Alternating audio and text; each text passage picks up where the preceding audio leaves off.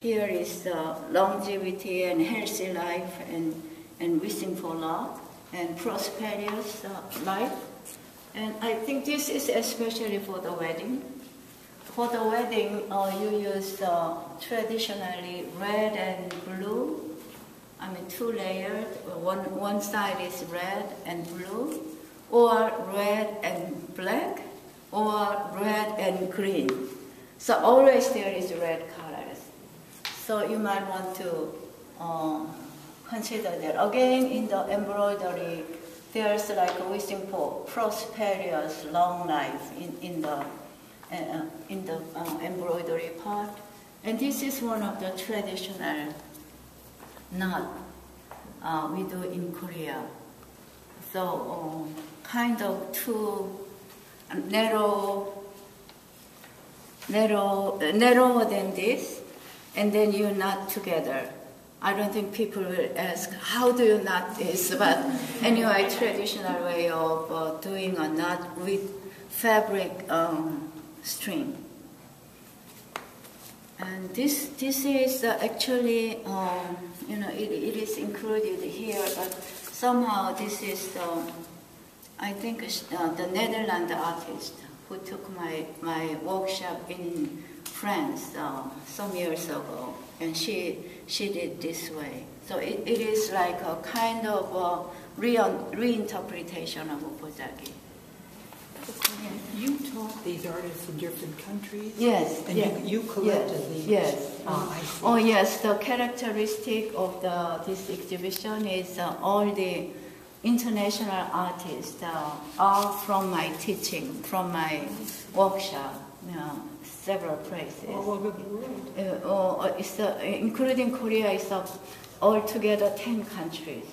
It might be interesting that you could come.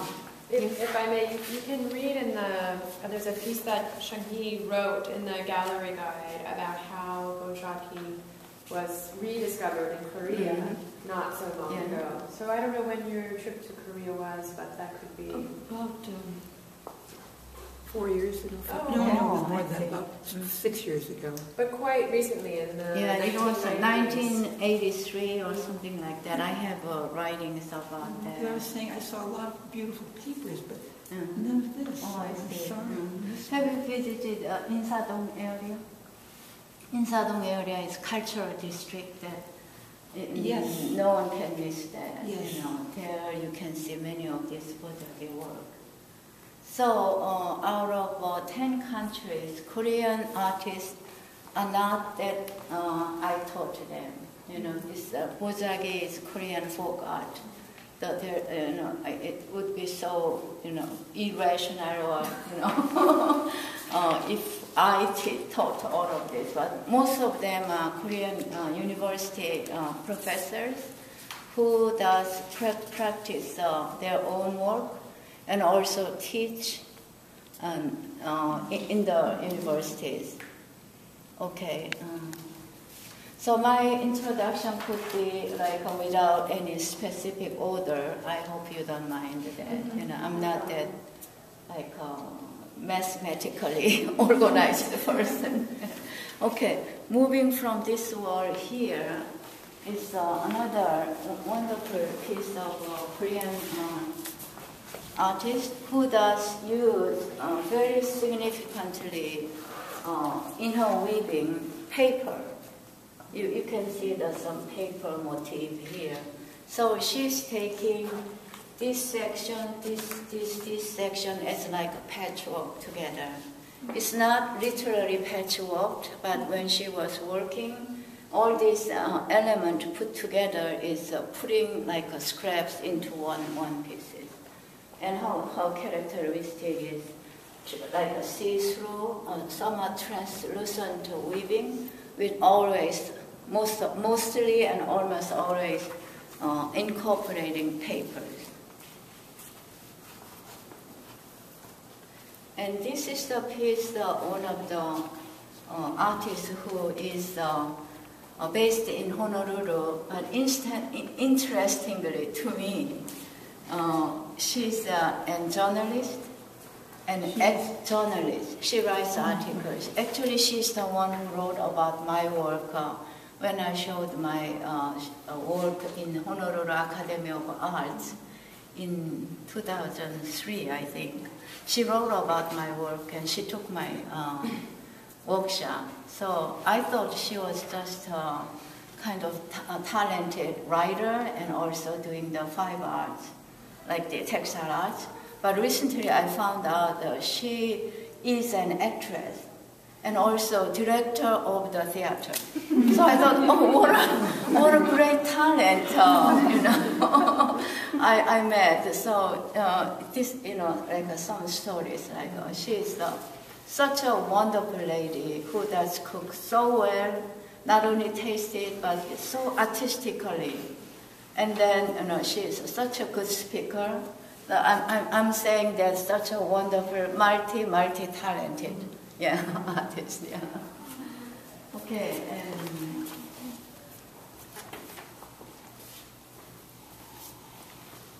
so if we are starting here, obviously audience will know this room has all this quiet, calmness, and such a, like almost like a contemplating space. So I'm so glad that this museum hired such a professional exhibition designer. So I especially like this area. And again, here is some mixture of, I think it's not mostly Korean artists' work, but some mixture of international artists. Here, if I plan,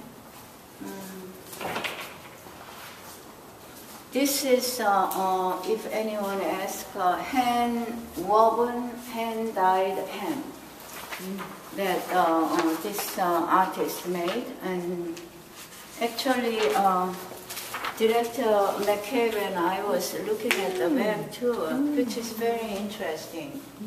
And she was here the other day, but that doesn't have to do. But anyhow, in all red shades, I mean the color-wise, and also this is the characteristic line composition in bojagi making. So she took the linear quality, having one shade of color here for the wall pieces. And very contrastedly, this piece is, and all of a sudden, it's very modern contemplation of the artist who studied in Hawaii and then returned to Korea, recently got a full-time job at Gyeongsang University. And what I like this piece is, she was kind of in bojagi making in the past. These days maybe not necessarily like that, but in the past the fabric was so precious. And then women, they even put the seed of the rami or hemp or cotton, so they made it grow and they spun, and then they wove, and then they made for the family's clothing. So whatever small scrap was so precious, otherwise it could have discarded. But they gathered it and made it very precious. I wish I have like a kind of sample. Anyhow, little bit of everything was gathered. So this is like contemporary scrap gathering. And especially, something not so precious looking or something you could discard this kind of material, but like to the same context, she gathered all this and then made a contemporary bojagi. And what's nice here, using the contrast thread makes this piece more like interesting. And I think one can imagine from this, like from the ceiling to the floor, kind of, theatrical curtains, or like a space divider. or even some dancing